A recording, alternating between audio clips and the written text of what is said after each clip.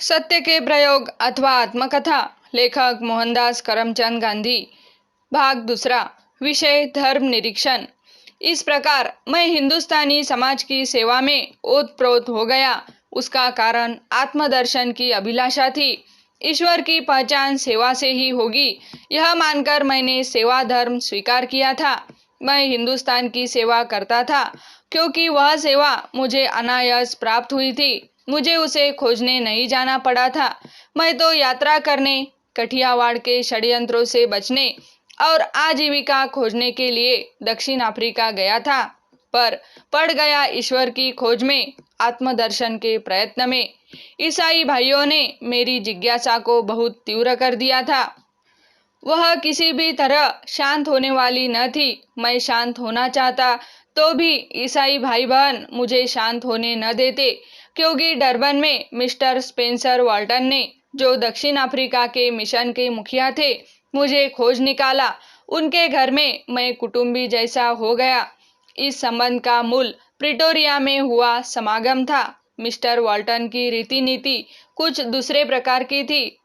उन्होंने मुझे ईसाई बनने को कहा हो सो याद नहीं, पर अपना जीवन उन्होंने मेरे सामने रख दिया और अपनी प्रवृत्तियां, कार्यकलाप मुझे देखने दी।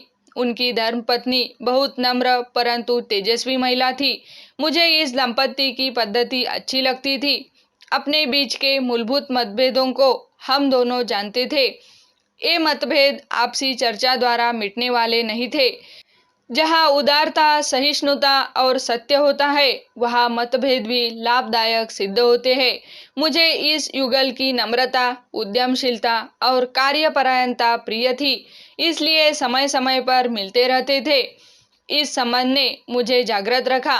धार्मिक पुस्तकों के अध्ययन के लिए जो फुर्सत थी अब असंभव थी, पर जो थोड़ा समय बचता उसका उपयोग मैं वैसे अध्ययन में करता था। मेरा पत्र व्यवहार जारी था। रायचंद भाई मेरा मार्गदर्शन कर रहे थे। किसी मित्र ने मुझे नर्मदा शंकर की धर्म विचार पुस्तक भेजी। उसकी प्रस्तावना मेरे सहायक सिद्ध हुई। मैंने नर्मदा शंकर के विलासी जीवन की बातें सुनी थी। प्रस्तावना में उनके जीवन में हुए परिवर्तनों का वर्णन था। उसने मुझे आकर्षित किया और इस कारण उस पुस्तक के प्रति मेरे मन में आदर उत्पन्न हुआ। मैं उसे ध्यानपूर्वक पढ़ गया।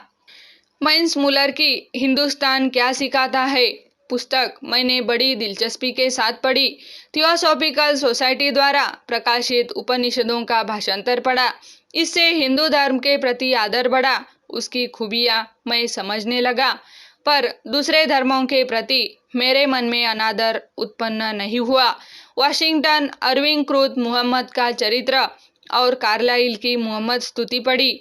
मोहम्मद पैगंबर के प्रति मेरा सम्मान बढ़ा। जरथुस्त के वचन नामक पुस्तक भी मैंने पढ़ी। इस प्रकार मैंने भिन्न भिन्न संप्रदायों का थोड़ा बहुत ज्ञान प्राप्त किया।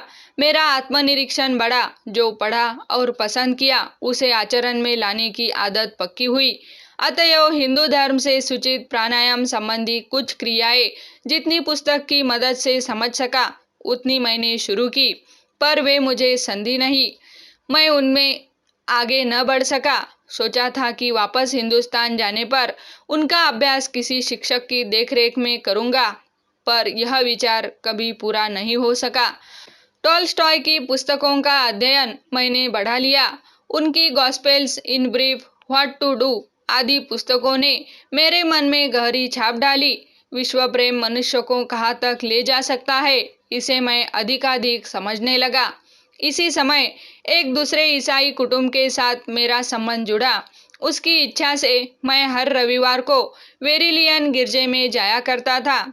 अक्सर हर रविवार की शाम को मुझे उनके घर भोजन भी करना पड़ता था। वेरिलियन गिरजे का मुझ पर अच्छा असर नहीं पड़ा। वहाँ जो प्रवचन होते थे वे मुझे शुष्क जान पड़े। प्रेक्षकों में भक्तिभाव के दर्शन नहीं हुए। यह 11 बजे का समाज मुझे भक्तों का नहीं बल्कि दिल बहलाने और कुछ रिवाज पालने के लिए आए हुए संसारी जीवों का समाज जान पड़ा। कभी कभी तो इस सभा में मुझे बरबस नींद के झोंके आ जाते। इससे मैं शर्माता, पर अपने आसपास भी किसी को ऊँधते देखता तो मेरी शर्म कुछ कम हो जाती। अपनी यह स्थिति मुझे अच्छी नहीं लगी। आखिर मैंने इस गिरजे में जाना छोड़ दिया। मैं जिस परिवार में हर रविवार को जाता था, कहना होगा कि वहाँ से मुझे छुट्टी मिल ही गई। घर की मालकिन भोली परंतु संकुचित मन की मालूम हुई। हर बार उनके साथ कुछ न कुछ धर्म चर्चा तो होती ही रहती थी। उन दिनों मैं घर पर लाइट ऑफ एशिया पढ़ रहा था। एक दिन हम ईसा और बुद्ध के जीवन की तुलना करने लगे। मैंने कहा, गौतम की दया देखिए, वह मनुष्य जाति को लांघकर दूसरे प्राणियों तक पहुंच गई थी। उनके कंधे पर खेलते हुए मेमने का चित्र आंखों के सामने आते ही क्या आपका हृदय प्रेम से उमड़ नहीं पड़ता? प्राणी मात्र के प्रति ऐसा प्रेम मैं ईसा के चरित्र में नहीं देख सका। उस बहन का दिल दुखा, मैं समझ गया। मैंने अपनी बात आगे न बढ़ाई। हम भोजनालय में पहुंचे। कोई 5 वर्ष का उनका हंसमुख बालक भी हमारे साथ था। मुझे बच्चे मिल जाए तो फिर और क्या चाहिए। उसके साथ मैंने दोस्ती तो कर ही ली थी। मैंने उसकी थाली में पड़े मांस के टुकड़े का मजाक किया और अपनी रबाकी में सजे हुए सेव की स्तुति की। निर्दोष बालक पिघल गया और सेव की स्तुति में सम्मिलित हो गया। पर माता, वह बेचारी दुखी हुई। मैं चुप्पी साध गया। मैंने चर्चा का विषय बदल दिया। दूसरे हफ्ते सावधान रहकर मैं उनके यहाँ गया तो सही, पर मेरे पाँव भारी हो गए थे। मुझे यह न सूझा कि मैं खुद ही वहां जाना बंद कर दूं, और न ऐसा करना उचित जान पड़ा। पर उस भली बहन ने मेरी कठिनाई दूर कर दी। वे बोली, मिस्टर गांधी, आप बुरा न मानिएगा, पर मुझे आपसे कहना चाहिए कि मेरे बालक पर आपकी सोहबत का बुरा असर होने लगा है। अब रोज मांस खाने में आनाकानी करता है और आपकी उस चर्चा का याद दिलाकर फल मांगता है। मुझसे यह न निभ सकेगा। मेरा बच्चा मांसाहार छोड़ने से बीमार चाहे न पड़े, पर कमजोर तो हो ही जाएगा। इसे मैं कैसे सह सकती हूँ? आप जो चर्चा करते हैं वह हम सयानों के बीच शोभा दे सकती है, लेकिन बालकों पर तो उसका बुरा असर हो सकता है। मिसेज, मुझे दुख है। माता के नाते आपकी भावना को समझ सकता हूँ। मेरे भी बच्चे हैं। इस आपत्ति का अंत सरलता से हो सकता है।